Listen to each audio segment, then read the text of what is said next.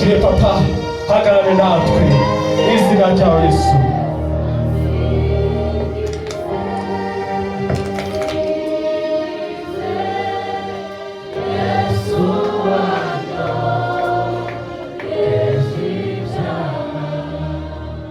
Amen.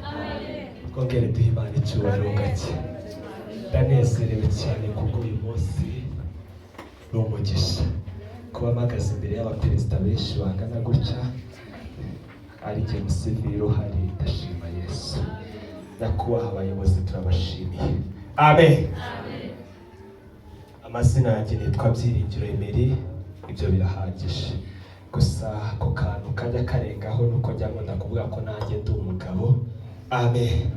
Rero ntabwo mbyicuza kuba ndi umugabo. Ni Yesu wabingize, mfite umufasha umwe. Kandi ashima Imana ko no muri rasa uyu munsi bari kugira ngo twese twakire umufasha. Amen. Tukava mu busingo kuko ntabwo ari bwiza. Haleluya. Ubundi hari imakanyi ebyiri zakoreshejwe. Imakanyi ya mbere yabanje gukoreshwa n'Imana ariyo bita si. Amen. Itangira igice cya 18 ngo si byiza ko uyu muntu abaho wenyine, reka muremere umufasha ugize gute umukwiriye. Haleluya. Yesu arongera ararikoresha. Amen. Muri Yohana ibice 12:18 aravuga ngo sinzabasiga nk'imfubyi, ahubwo nzaza aho muri. Haleluya. Bivuze ko hari kudusiga, ariko washyiraho imakanyi aravuga ngo si aho. Ariko Mana we, umufasha wa mbere yarananiwe, uwo twari dufite yaratwoheje nawe baramwoye. Amen. Haleluya. Aho umufasha wa mbere yatwoheje gukora ibibi turabikora, nawe yemera gusukika arasukika, ariko umufasha wa kabiri, haleluya, aravuga ngo niba uzatubwira byose, azatuyobora atugeze mu bugingo. Ariko Mana we azadukura mu bitwose adushyire mu bisi. Uyu ni we mufasha tugiye kuvuga.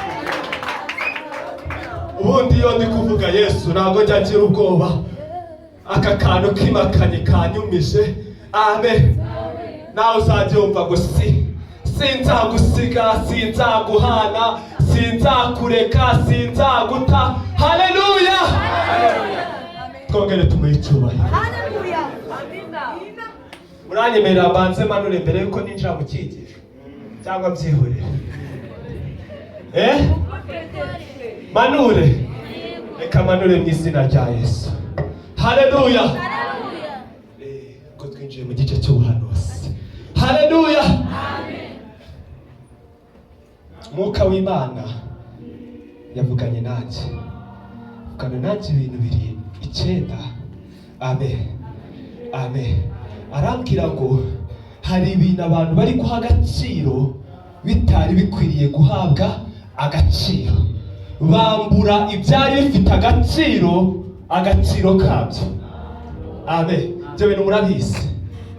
Abantu bambuye agaciro ibyari bifite agaciro, babihereza ibitari guhabwa agaciro.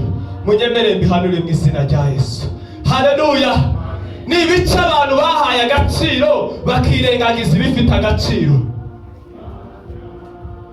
Igifite agaciro si ugushaka, ntabwo ari ukurongorwa cyangwa kurongora. Igifite agaciro ni ukurambana n'uwo mwashakanye.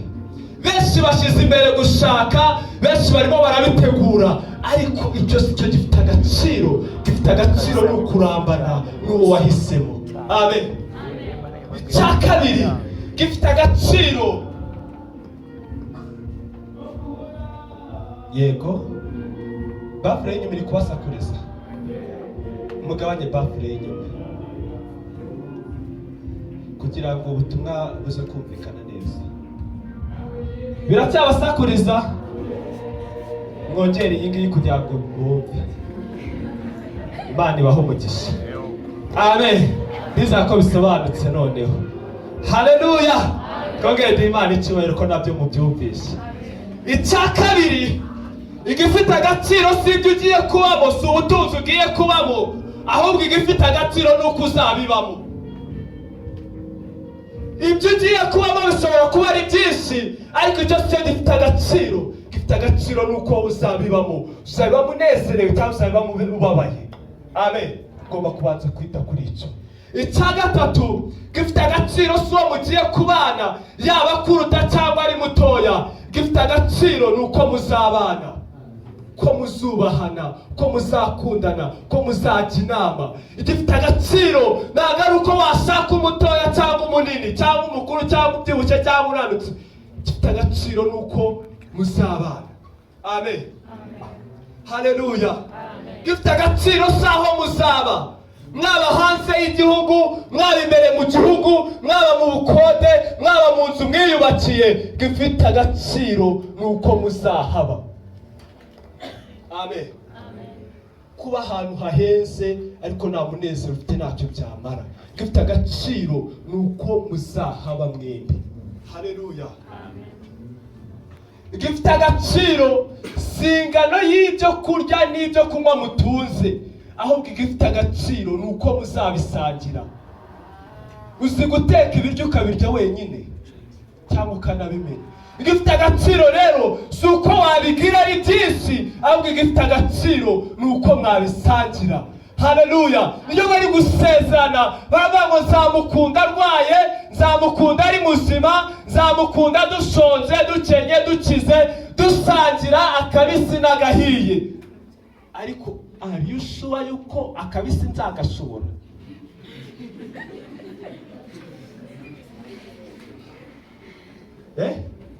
Rero igifite agaciro si ibyo. Gifite agaciro nuko muzabisangira. Kabisi mukagasangira, n'agahiye mukagira gute? Mukagasangira. Byaba binapfubye. Amen. Igifite agaciro si ugusezerana mu murenge, ntabwo bagikora ku idarapo, usigaye urihagarara iruhande. Icyo si cyo gifite agaciro. Gifite agaciro si ukujya imbere ya pasiteri akabambika impeta, bakavuga ngo iyi mpeta nta pfundo ifite, ngo ni ikimenyetso cy'uko muzarambana. No, ntabwo ari icyo. Gifite agaciro ni uguha agaciro no kurinda iryo sezerano. Iwacu basezeranye 2015, abana bose bari baravutse, twari bakuru, ariko kuva igihe bashakaniye bari bakiri kumwe. Nuko biyemeje bakarinda isezerano n'igihango bagiranye. Rero gifite agaciro. Biriya sigaye numva bavuga ngo ni insurance, namvuga rimwe nzahita nigendera tukabane wana. Ntabwo umugabo ngiye yasuzugura sabase. Iwacu nawe ubwira gutyo. Sabase ngiye ntabwo agasuzugura.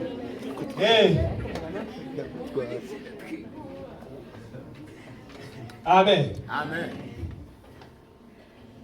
Cyose cyo gifite agaciro. Gifite agaciro ni ukurinda iryo sezerano uzasezerana. Amen. Gifite agaciro si ibyo umukunzi wawe washoboye gukora. Hari abita ngo ni batutarabo, bahadi wakingi, bazi gutekereza, bikumva. Cyose cyo gifite agaciro. Amen.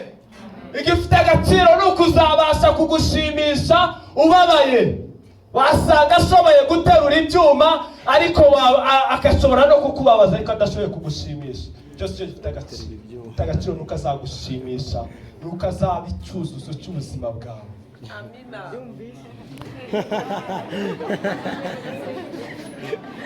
Bafashijwe. Amen. Gifite agaciro si ugusenga cyane, wasengera akanyarira, wasengera mu mazi, wasengera mu bibaya, wasenga ukanuye, wasenga uhumirije. No, gifite agaciro ni uguhindurwa n'iryo sengesho. Amen. Ayo wasenga bucece, isengesho rifite akamaro ni iryaguhinduye.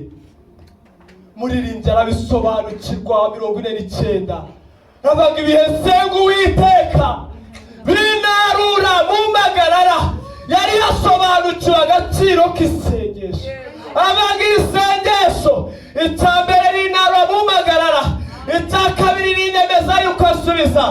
Haleluya. Aravuga ngo guhora senga Uwiteka ko bizamara umubabaro.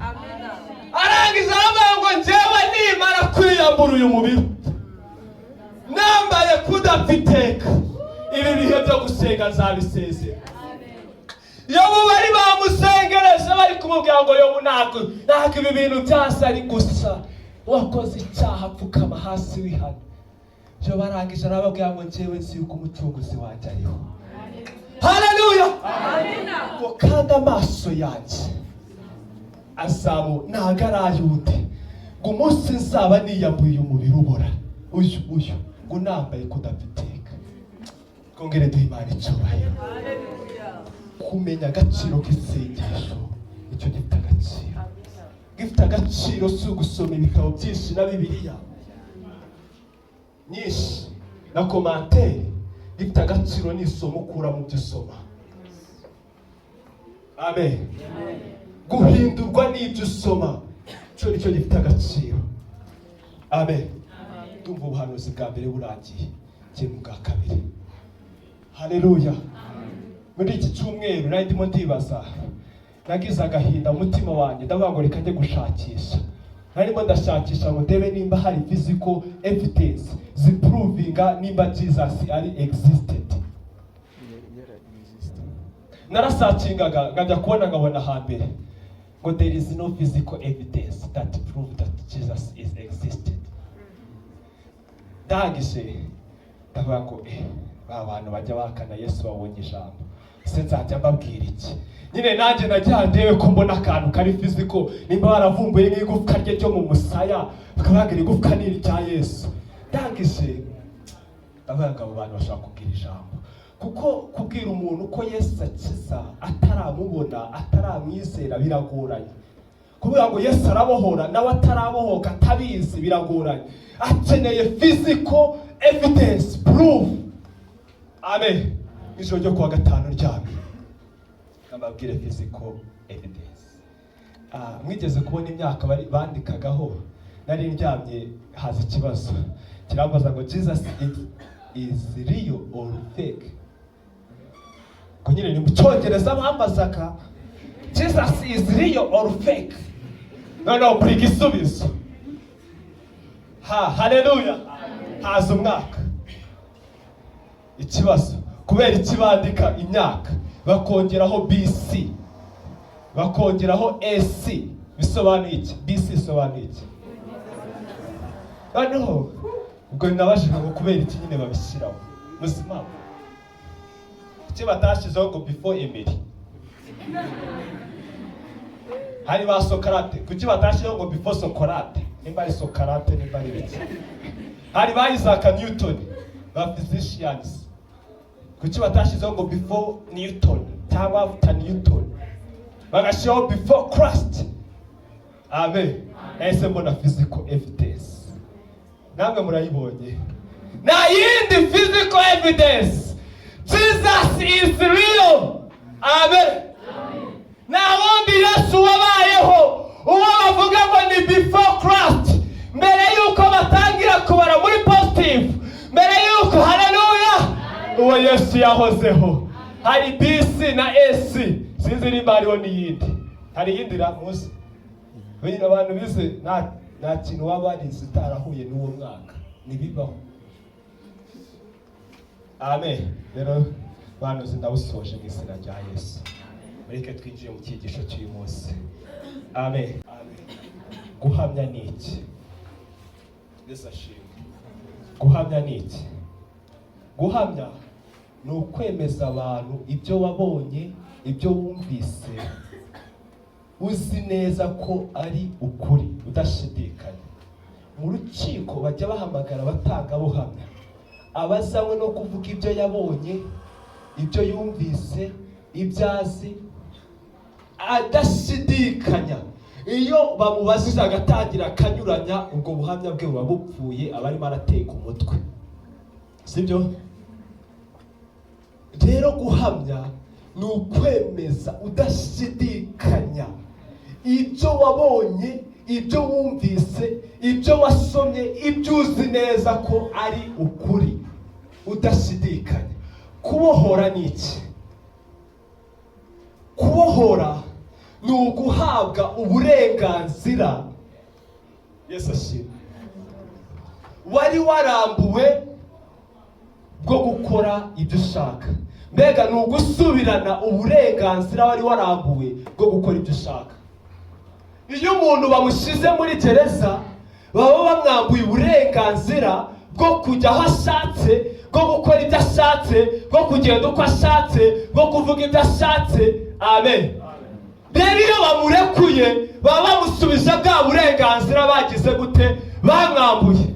Bakamubwira ngo turakurekuye, tugusubije mu buzima busanzwe, tuguhaye uburenganzira, wongere ugende uko ushatse, ukora ibyo ushatse, ariko nutandukira amategeko tuzagusubizayo. Uko niko kubohora. Rero guhamya kubohora ni iki? Duhamya tudashidikanya ibyaduhesheje uburenganzira bwo gukora ibyo umwami ashaka. Uburenganzira bwo gukora ibyo twashakaga twabwambuwe muri Edeni mu gice cya 3 mu itangiriro. Umwana w'umuntu amaze gukora icyaha, Imana yamwambuye uburenganzira. Imana irema umuntu yamuhaye byose, iravuga ngo nguhaye gutwara byose, nguhaye gutegeka byose, nguhaye ubutware bwose. Ariko amaze gucumura, Imana imwambura uburenganzira bwo gutwara bya bindi byari biri muri Edeni byose, irabimwambura. Umuntu asigara ajya muri gereza y'umuvumo w'Imana. Imana yaramuvumye, niko birivuga. Imana ivuma umugabo, ivuma umugore, ivuma inzoka. Umuntu guhera icyo gihe aba muri gereza y'umuvumo w'Imana. Haleluya. Ariko turashima Yesu.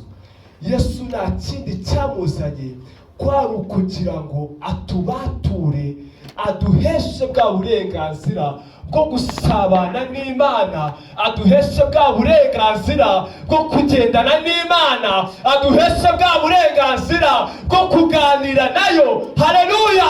Kugira ngo twongere twiyunge nawe, kuko uburenganzira twari tubwambuwe mu itangiriro. Nicyo gihe abantu batangiye kwambaza Imana, ntabwo bongeye kuyibona, ariko Yesu yaraje yongera twunga n'Imana. Ubu ngubu Imana irakugenderera ikaganira nawe, nawe ukaza igihe ushakiye, waza ku manywa, ukaza uje gusenga, waza nijoro, waza ryari. Amen. Ariko mbere tumaze gutandukanywa n'Imana, umutambyi yagiraga igihe cyo kujya gutamba igitambo. Ntabwo byari ugupfa kugenda gutyo, ariko ubu turagenda. Wajya mu misozi, hari abajya mu misozi, mu mazi, mu bibaya, mu bishanga, hano ku gasambi, kuko Yesu yaduhesheje ubwo burenganzira. Haleluya. Rero ibyo duhamya, turahamya ibyo twabonye, turahamya ibyo tuzi neza, ntabwo tubishidikanyaho. Haleluya. Mwuka w'Imana aranenga abantu. Munyemerenge mu kunenga noneho. Akombere yaho reka danze mvuge ibyanditswe byera n'iki. Kubwira abantu ko Yesu ari riyo, ariko atamuzi. Ibyanditswe byera n'iki. Imana ihereza umugisha abantu batwigishije muri cya cyumweru cyatambutse. Ibi yatwigishije umumaro w'Umwuka Wera. Amen. Leopold atwigisha imbaraga z'Umwuka Wera. Imbaraga z'Umwuka Wera zirabohora, zikora uko umuntu adatekereza. Amen. Munyemerere nanjye bisubire mu izina rya Yesu. Iyo ikintu gisubiwemo kiba cyihutirwa. This is the emergency. Ibi bintu birihutirwa, niyo mpamvu bisubiwemo. Ibyanditswe byera n'iki? Amen. Ibyanditswe byera ni ibitabo birimo ijambo ry'Imana rihishura ibyo itekereza n'ibyo ikunda. ibyo nibyo byanditswe byera. Ni ibitabo birimo ijambo ry'Imana bihishura ibyo itekereza n'ibyo ikunda. Amen. Kubera iki Imana yatangije uyu mushinga wo kwandika ibi byanditswe cyangwa kubihumeka? Amen. Kubera iki Imana yatangije uyu mushinga? Nidusoma muri Timoteyo, urwandiko rwa kabiri rwanditswe na Pawulo arwandikira Timoteyo, igice cya 3, atubwira ngo ibyanditswe byera byose byahumetswe n'Imana. Turaza kubisoma muhumure. Amen. Kubera iki Imana yafashe umwanya igahumeka ibyo byanditswe byera? Amen. Muzima ngiye kuvuga intego 5 zatumye Imana ihumeka ibyanditswe byera. Ntabwo ari ibintu biri aho byaje by'ikimanuka gutya. Ntego ya mbere Imana yari ifite kwari ukugira ngo tumenye Imana iyo ari yo, tubashe kuyitandukanya n'izindi mana. Mu Bacamanza ibice 6:25 hatubwira Gideyoni asenya igicaniro cya Bayali, yarangiza agatemagura Ashera. Haleluya. Mu yandi magambo, Imana iyidahishura bino bintu, twari kuzajya twitiranya Imana y'ukuri n'Imana z'ibinyoma. Rero icyatumye Imana ihishura bino bintu kwari ukugira ngo tumenye Imana y'ukuri. Gideyoni amaze gusenya igicaniro cya Bayali, amaze gutemagura Ashera, ngabo mu mudugudu baraza babwira Yowasi ngo Yowasi, duhereze umuhungu wawe. Haleluya. Ngo kuko agomba gupfa. Yowasi uzi ukuntu yamubwiye? Yaramubwiye ngo nimba ari Imana nigire gute? Niyiburanire. Haleluya. Mureke mbabwire Imana yiburanira. Yageze ku musozi Karumeli, Eliya n'abahanuzi ba Bayali arababwira ngo yemwe, Imana iri musubirishe umuriro, iyi niyo Mana y'ukuri. Ngo Gideyoni ngo Eliya ngarangije gahamagara abantu, baraza bamufasha gusana igicaniro. Ngo twebwe ngo twananiwe, ngo Imana yadusuzuguye, ngo reka natwe tumufashe, ngo noneho ngo nawe turebe. Amen. Gideyoni yakoze igitangaza. Nako Eliya arababwira ngo mumeneho amazi. Bamena amazi inshuro zirenga 3. Amen. Arangije aravuga barasenga. Imana imanura umuriro, yo niyo Mana y'ukuri. Amen. Babwire se nanone, mwami ngarota inzozi, cyangwa reka ndeke kuvuga inzozi. Ngo Nebukadinezari ngarangije ngari kugenda ngareba Babuloni, ngo yikomanga mu gatuza, ngo dore ngiyi Babuloni umurwa niyubakiye, ngo n'ukuboko kwanjye ngo kugira ngo izina ryanjye ngo rimenyekane. Ngataravuga iryo jambo, ngo yumve ijwi ry'ubuhanuzi ramubwiye ngo yewe, ngo kubwami bwawe bukuwemo, ngo uzawusiga monde, ngo dore ugiye gukurwa mu bantu, ngo ujye kubana n'inyamaswa, ngo kugeza ngaho uzamenyera yuko njye Uwiteka ubwami bwanjye bwimikamo uwo ashatse, ngo nkabwimuramo uwo ashatse, ngo nubimenye uzagaruka. Kandi niko byagenze. Nebukadinezari amaze gusobanukirwa ko ari Uwiteka, nibwo Imana yamukuye mu nyamaswa akareka kurisha. Iyi niyo Mana yiburanira. Ba Sadrake na Meshake na Abedenego bari mu itanura ry'umuriro. Umwami amaze kureba ko nta kintu babaye, ngo nta yindi Mana ibaho. Iyi Mana iyo itabihumeka twari gushidikanya. Hari Imana zitandukanye, hari za Ashera, hari ikigirwamanakazi cya bita Arutemu cyo muri Efeso, hari za Bayali, hari ibigirwamana byinshi. Bya bindi Abisirayeli biremeye mu butayu, bya bindi Abanyakanani basengaga, bya bindi Rasheli yibye akabyiba Labani, ibyo byose byari ibigirwamana. Ariko Imana yahumetse ibyanditswe byera kugira ngo tumenye Imana y'ukuri. Itangaje nuko tutarayimenya. Icya kabiri, Imana yahumetse ibyanditswe byera kugira ngo tumenye abo turi bo. kwari ukugira ngo tumenye imbaraga Imana yaduhaye, kwari ukugira ngo tumenye ububi twahawe, niturangiza tumenye nugira gute n'utweza, duhishurirwa abo turi bo muri Yesu Kristo. Icya gatatu, umugambi Imana yari ifite wo kugira ngo ihumeke ibi byanditswe byera, kwari ukugira ngo tumenye umugambi Imana yari ifite wo gucungura umwana w'umuntu. Kuva mu kera Imana yari ifite umugambi wo gucungura umwana w'umuntu. Nicyo cyatumye ihumeka ibi byanditswe byera, kugira ngo bititirirwa undi mwana w'umuntu uwo ari we wese. Yesaya arabihanura hacaho imyaka magana angahe bitarasohora, kwari ukugira ngo bitazitirirwa undi muntu uwo ari we wese. Ibivuga mbere kugira ngo tumenye umugambi yari ifite wo gucungura ikiremwa muntu. Umugambi watangiriye mu itangiriro uzoreza mu byahishuwe. Yesu aje. Icya kane,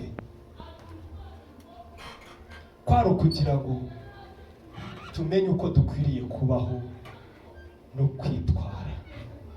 Imana yashyizeho guideline, iravuga ngo ndashaka ko mugenda gutya, nanga bino nkunda bino. Impamvu yatumye ihumeka ibi byanditswe byera, kwari ukugira ngo tumenye uko tugenda, tumenye inzira dukwiriye kunyuramo.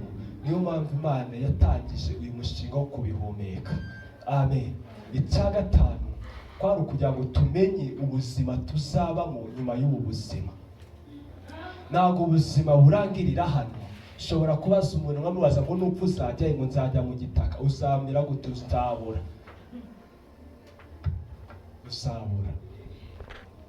Muririmbyi ararimba umutima w'umuntu ujya imbere y'Imana ugakoma urugi ushaka kureba Imana. Amen. Utekereza ko uyu mutima ujya imbere y'Imana uzabura gutyo? Uri kumva uzakangwa n'ibimonyo n'inyo n'ikindi byose? Kuki batavuze ngo umubiri w'umuntu ujya imbere y'Imana? Umubiri uzabura usigare mu gitaka, ariko umutima w'umuntu ujya imbere y'Imana ugakomanga urugi. Amen. Kwari ukugira ngo tumenye ko ubuzima turimo uyu munsi butazarangirira hano. Uko waba ubayeho kose, hari ubuzima Imana idutegurira. Yesu yaravuze ngo simbasize n'imfubyi, nzaza aho muri. Amen. Muri Yohana 14 arongera avuga ngo aho njya ngiye kubategurira amazu muzabamo, bwaba adahari bababwiye. Amen. Turashima Yesu, turashimana ko yatangije umushinga, natwe turanezerewe ku bwawe. Imana icyubahiro. Iyi Bibiliya si igitabo, ni ibitabo. Ni library, ni ihuriro ry'ibitabo, ni isomero rivuga iby'Imana ishaka n'ibitekerezo. Yesu ashimwe. Ariko ngiye kuvuga ibintu birindwi bituma abantu basoma Bibiliya. Abafarisayo, kavuga abafarisayo basoma Bibiliya, ariko harimo umuntu utari umufarisayo w'umuheburayo, niwe turi buganireho tugatinda mu izina rya Yesu. Haleluya. Iyo ndi kubabwira mutuje gutyo mba numva muri kubyumva, numva uri guca umugara utangiye gusinzira ukamera nka utuku. Ubwo ngubwo mbanje bitarabyitaze kugusengera ubuzuke mu izina rya Yesu. Hari intego zirindwi zituma abantu basoma Bibiliya atari iyindi mpamvu. Rero ikintu gitangaje ni ugukina n'icyo Imana yavuze, gukina n'ijambo ry'Imana. Abantu bari gusoma Bibiliya bakina nayo. Imana yatangije umushinga wo kwandika. Nusoma muri Petero igice cya 20 ibyanditswe byera, ntabwo ari umuntu wese ugipfa kubisobanukirwa, ngo kuko abantu bera nibo babyanditse, ngo bayobowe n'umwuka w'Imana. Amen. Rero gukina na Bibiliya ugakina n'ijambo ry'Imana, sigaye ngenda numva nyine utuntu nigeze kureba. Iyo ndi kureba kuri ziriya mbuga nkoranyambaga ngo ndakwirebera comment, umuntu umwe yandika muri comment ugiye ngo ugeze hano hantu ngo mbona amahirwe yo kubura ijuru ari kugenda yiyongera. Smart. mu gihe iyo ngeze hano ngo mbona amahirwe yo kubura ijuru ari kugenda yiyongera, kuko dusoma Bibiliya tugakina n'ijambo ryayo. Hari impamvu zirindwi zituma abantu basoma Bibiliya. Impamvu ya mbere, hari abayisoma kuko ari intego bihaye yo kuyisoma yose, nyamara nta yindi ntego bafite, ni ukugira ngo bakongere kuri CV yabo. Nahagarara hano azajya avuga ngo njye nasomye Bibiliya gatatu kose, ubwo nyine kugira ngo muhite mwumva ko ari umuntu ufite imbaraga. Amen. Hari abayisoma kuko ari intego yihaye, akavuga ngo ndashaka gusoma Bibiliya yose nanjye nkakongera kuri CV yanjye. Namuvuga butumwa utarasoma biragayisoza. Intego ya kabiri ituma abantu basoma Bibiliya, hari abayisoma bashaka ibisubizo by'ibibazo babajijwe, kuko bazi ko usenga akakwegera akakubaza ikibazo, nawe bikagutera kujya kukuguringa no gusakinga kugira ngo ubone igisubizo. Uwo ni umufarisayo. Umuntu wa gatatu ni umuntu usoma Bibiliya kuko hari ibyo ashaka kumvisha cyangwa kwemeza cyangwa guhakanya umuntu runaka. Numvise ikiganiro cyagenda nunyuraho nyine jya kumva numva umuntu wo mu idini rumwe aravuze ngo Yesu ngo ni Imana imwe mu mana eshatu, ngo Yesu muvuga ko ari Imana. Hari amagambo Yesu yavuze ari ku musaraba, ngo Mana yanjye niki kikugize gute kikumbekesheje. Araje ahita avuga ngo iyi Mana iri ku musaraba igahamagara indi Mana, ibi bintu si ibinyoma. Sinigeze ngira icyo mvuga, ariko munyemerere mbabwira iki kintu. Yesu yasize ubwiza bwose, asiga icyubahiro cyose, asiga ubutware bwose, yemera kwambara guhinduka umuntu. Rero Yesu ubuzima yabayemo ari mu isi yabubayemo ari umuntu. Ubwiza bwe yabusubiranye amajije kuzuka, nibwo yasubiranye ubutware bwe bwose. Ariko igihe yari akiri mu isi yari umwana w'umuntu, yarasonzaga. Imana irasonza, yarababaraga mu gashyamba k'i Getsemani ararira, Imana imuha imbaraga.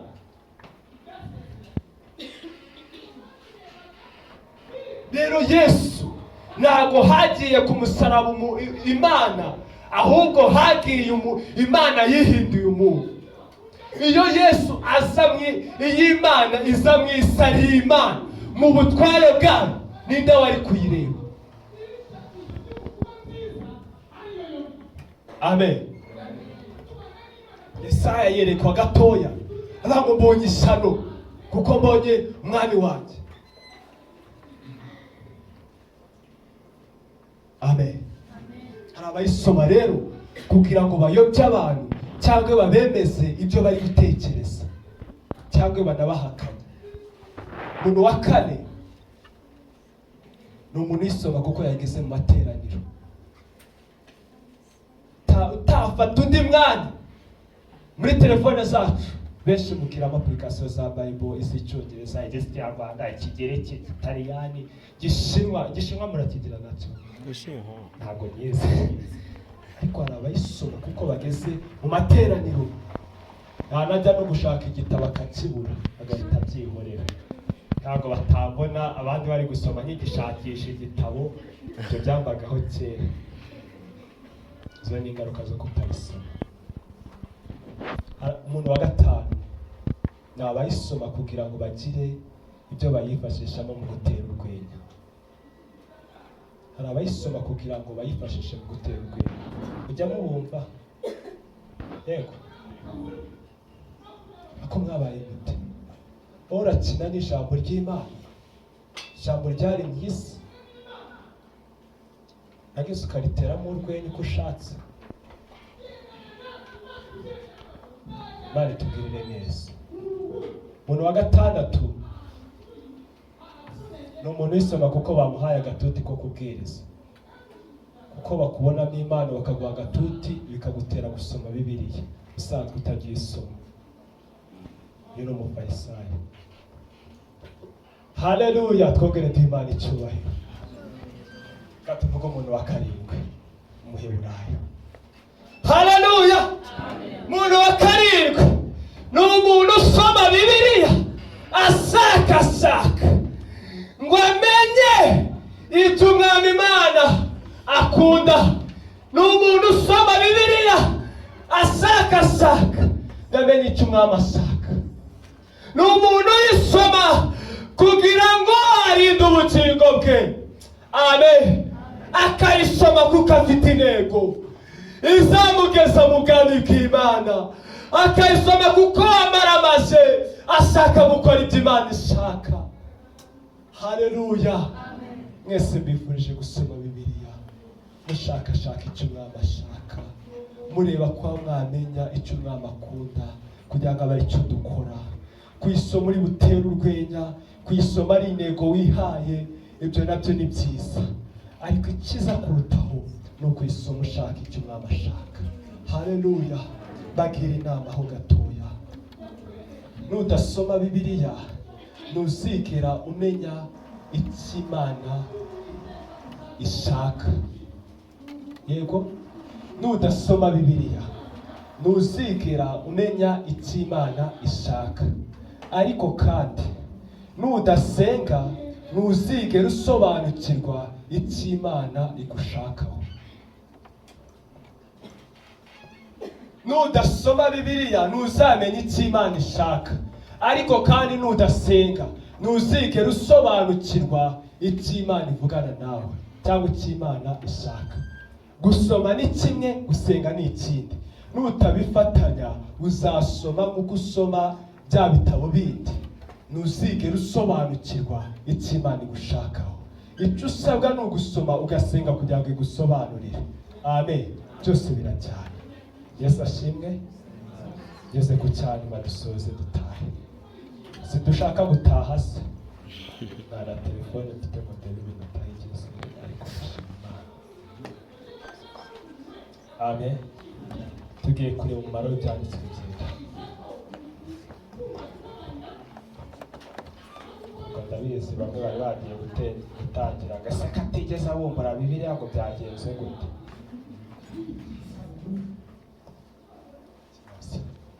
Amen. Dusome tugiye kureba umumaro w'ibyanditswe byera. Dusome mu Rwanda rwa kabiri rwandikira na Pawulo rwandikira Timoteyo, igice cya 3 umurongo wa 16.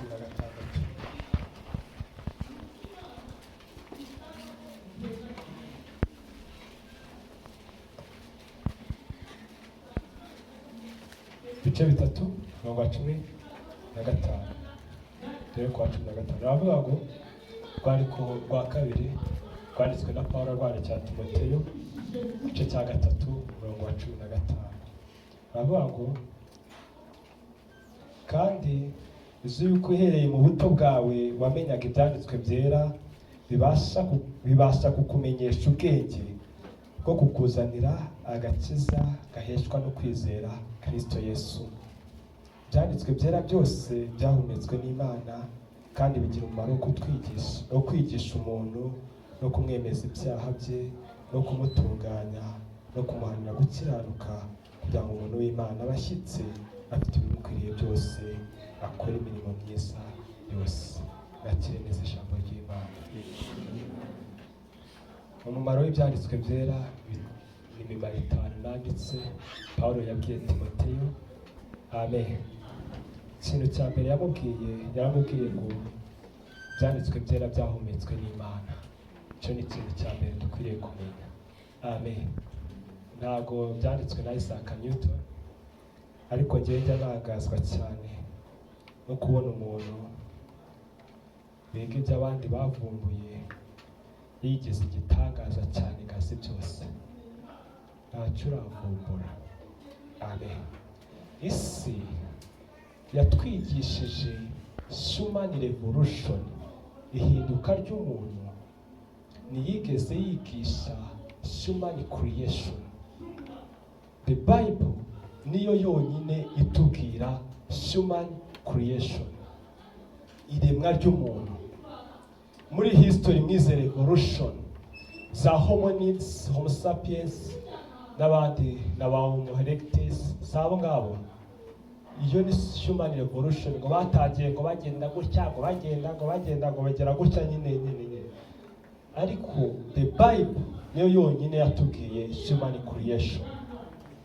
Isi yatubwiye Big Bang theory, buryo habayeho explosion, hakaba haya amakontinenti yose muri kureba, imigabane ikigabanya. Ariko ntibigeze batubwira iremwa ry'isi. Icyo kintu ya Tom ngo yabaye exploded yavuye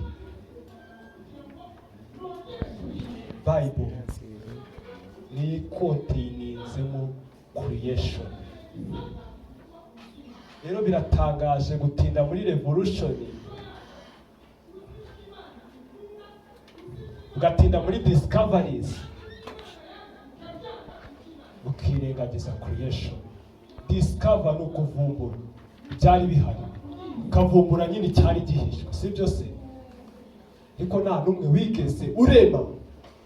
Byo bakoze baravumburaga, n'uyu munsi baracyavumbura, baravumbura iby'Imana yagize gute yaremye. Rero biratangaje kuyobya na discover. Ntushime kugenda nk'uko Imana yakuremye, ugatinda muri revolution but creation ukayirengagiza. Ko si ubujiji. Namubwenge ibyanditswe byera byose byahumetswe n'Imana. Icyambere bigira umumaro wo kwigisha umuntu ubwenge bwo kukuzanira agakiza. Icyo nicyo akamaro ko ibyanditswe. Ngo nuko uwo mwana arakuragwiza ubwenge n'imbaraga, akura ashimwa n'abantu n'Imana. Ubwo bwenge Yesu yarabukwishe bwo kugira ngo ahabwe agakiza.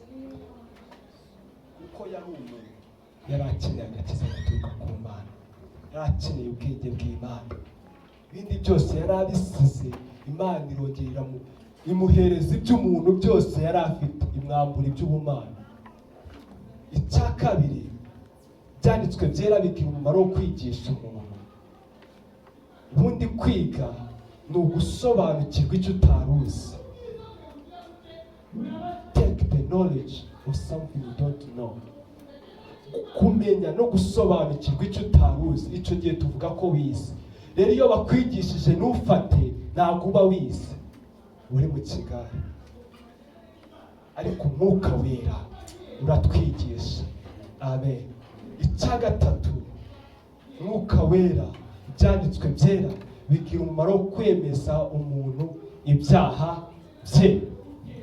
Bimwemeza ibyaha bye gute? Iyo usomye ugasanga, reka mvuge iki kintu cyose Imana. Amen. Abantu bagiye bazirura ibintu kugira ngo bakunde bakore ibyo bashatse. Uzasanga ahantu bamwe bavuga ngo kunywa inzoga si icyaha, abandi bavuga ngo kunywa inzoga ni icyaha, sibyo? Bamwe bavuga ngo iyo unyweho gake kenshi. Ariko nubwo Bibiliya itakoze direct ngidi pointing ivuge ngo ni icyaha, yatanze reference itwereka ibyo ababikoze ingaruka bakuyemo. Amen. Umugabo bita Loti kubera gusinda byatumye aryamana n'abakobwa be babiri, haturukamo Abamowabu n'Abamoni ngira ngo. Umugabo bita Nowa kubera gusinda yambariye ubusa imbere ya Yafeti muhererezi. Bene Rekabu arababwira ngo yewe nimuzigere munywa vino cyangwa ikindi kintu gisindisha, nimuzahinge n'inzabibu. Yeremiya ari mwiyerekwa Imana iramubwira ngo genda ubazanire izo nzoga bazima. Bararahira bavuga ngo ntabwo tuzigera tuzima. Uzima sogokuruza Rekabu yabwiye abazamukomokaho yuko nta muntu uzigera, nta muntu uzanywa inzoga. Nubwo Bible itakora itapointinga ivuga iki ni icyaha, yagendaga ikatwereka ababikoze n'ingaruka bakuyemo. None niba barabikoze bakagira ingaruka mbi, tuzigendereho tubikore izo ngaruka zitugereho. Amen. Icya kane, byanditswe byera bigira umumaro wo kumutunganya. Icya gatanu, imuhanira gukiranuka. Amen. Twese dukeneye ibyanditswe byera kugira ngo tube dushyitse, dufite ibidukwiriye byose ngo dukore imirimo myiza. Twese turabikeneye, sibyo yemwe? Uyu munsi twabisoma baje kumva iri jambo ry'Imana, kumva hari icyo umwuka w'Imana akwemeza, kumva hari icyo wahindura, kumva hari umwanzuro wafata, kumva hari icyo wiyemeje, kumva hari icyo wasaba. Dusenga mu izina rya Yesu. Mana, ndagushimiye kubwira ijambo ryiza, ni ijambo ry'umugisha, ni ijambo ry'umunezero, kandi nyemera ntirice mu gutwi kumwe ngo rihingukire mu kundi, ahubwo ritugirire umumaro mu izina rya Yesu. Ndakwinjize kugira abasore abakobwa bari hano hantu bafashe umwanzuro, ndatubashigikire mu izina rya Yesu. Amen.